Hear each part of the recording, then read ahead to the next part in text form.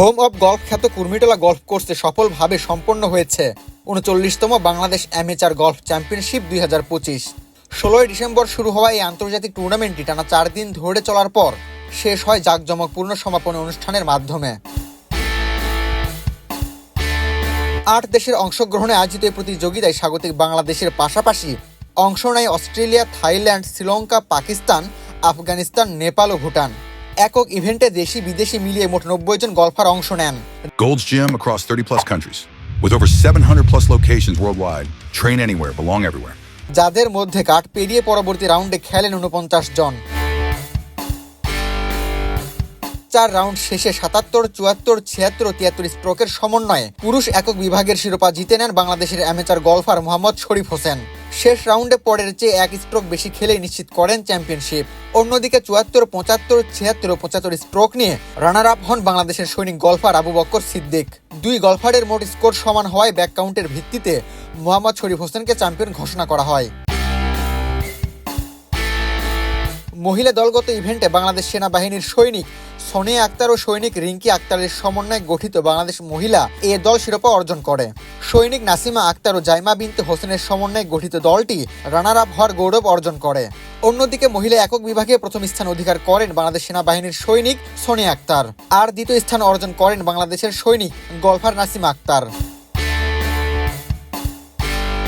সমাপনী অনুষ্ঠানে প্রধান অতিথি হিসেবে উপস্থিত ছিলেন বাংলাদেশ সেনাবাহিনীর প্রধান জেনারেল ওয়াকারুজ্জামান। তিনি বিজয়ীদের হাতে পুরস্কার তুলে দেন।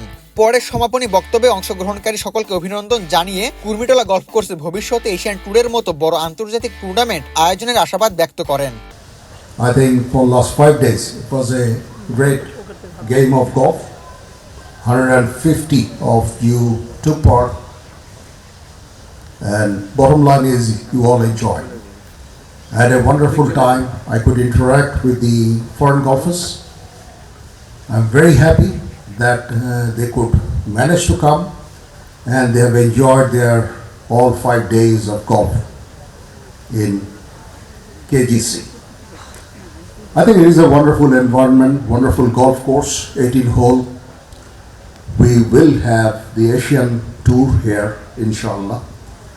We are trying to do a lot for this great game of golf. We'd like to make it a very popular one, particularly underprivileged people and children. They don't have the enough scope to play golf, but definitely we are trying to get them in the golf course so that we get more number of golfers and we subsequently create more professional golfers. সফল আয়োজন ও বাংলাদেশের গলফারদের দাপুটে পারফরমেন্সের মধ্য দিয়ে শেষ হলো ৩৯তম Bangladesh amateur golf championship ২০২৫, যা দেশের গলফের ভবিষ্যৎ নিয়ে নতুন আশার বার্তা দিচ্ছে। আবু তালহা, বাংলাদেশ প্রতিদিন।